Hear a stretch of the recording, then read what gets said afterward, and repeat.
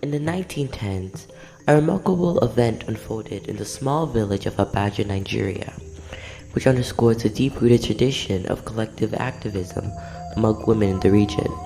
This event not only exemplifies the resilience of Nigerian women, but also serves as a precursor to the more widespread women movements and revolts that later took place in the 20th century.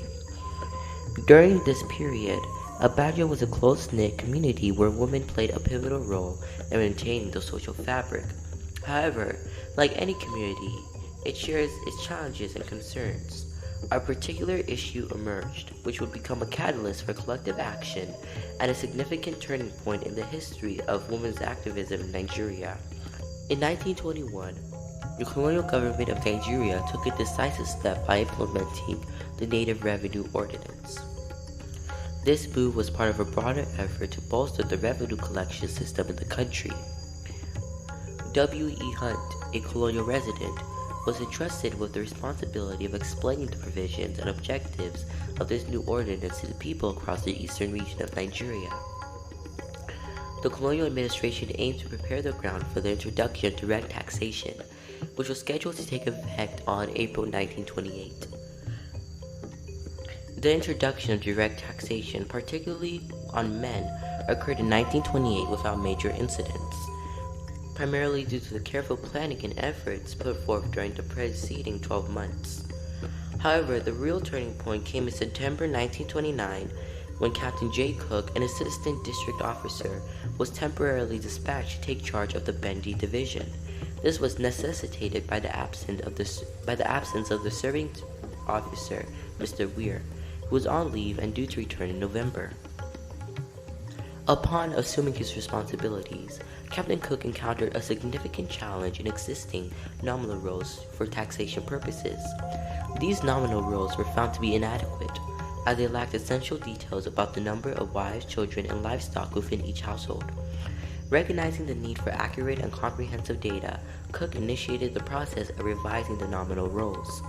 This seemingly administrative exercise, focused on updating tax records, unexpectedly ignited a series of events that would fundamentally alter the local administration and reshape the relationship between the colonial authorities and the people of eastern Nigeria.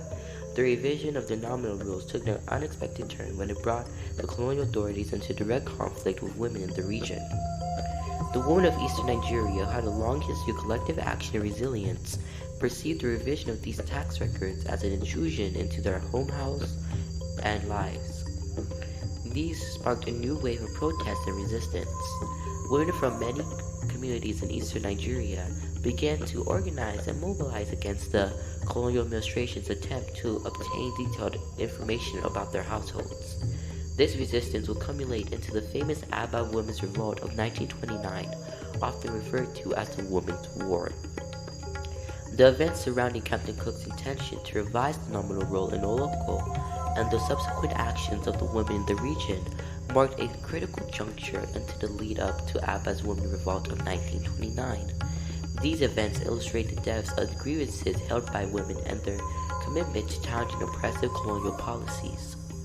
The announcement of Captain Cook's plan to revise the nominal roll was not made in a transparent or inclusive manner. It was selectively communicated to a few chiefs of Oloko's native court, leaving the wider community largely unaware of the impending enumeration exercise.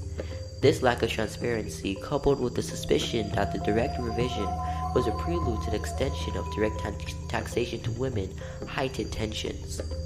The women of Oloko recognized the burdens that they already carried in supporting their families and helping men meet their tax obligations. It harbored legitimate concerns about the potential economic consequences of additional taxation. Moreover, within the patriarchal system under colonial rule, women had limited power to influence policy decisions.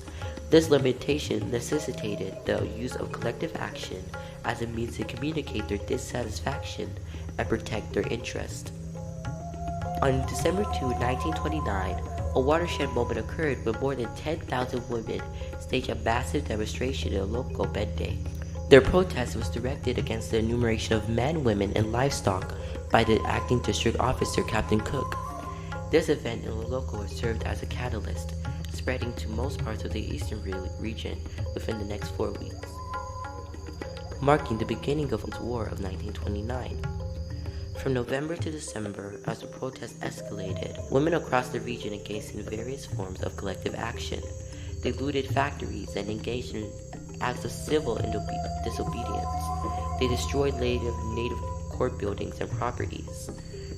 These actions symbolized their resistance to colonial authority and their commitment to challenging policies that would further burden their households. The spark that ignited the Women's War occurred on the morning of November 18, when Mark Enumere arrived at Numurere's house.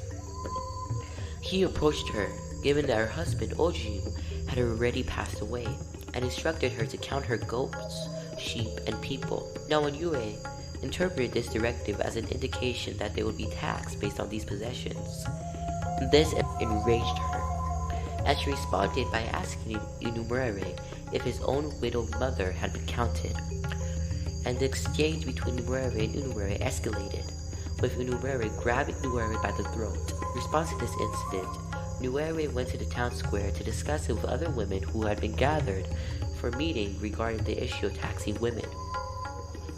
Believing that they were on the brink of being taxed, the women of the local sent out palm oil trees leaves to invite women from other areas into the Beni district, as well as from Umayi and Igwe. This dispute would trigger a massive collection of action by women in the region and become a symbol of their colonial resistance against oppressive colonial policies. The women called for the resignation of Warwick Chief Okoku, who insisted on a trial, as they believed that their grievances deserved serious attention. The leaders of this protest in the local are known as the local trio, Igunoya, Nwande, and Nwogu. These three were known for their persuasion, intelligence, and passion. When protests became tense, it was often these three were able to de-escalate the situation, preventing violence.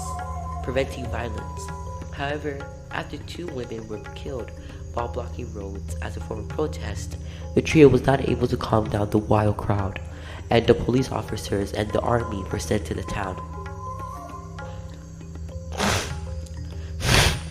At its core, the Women's War was a resounding demonstration of strength, unity, and resilience of Nigerian women.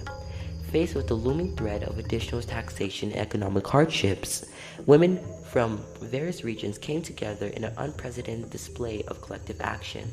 They demonstrated that women's voices, when united, can bring change, demand justice, and challenge prevailing injustices.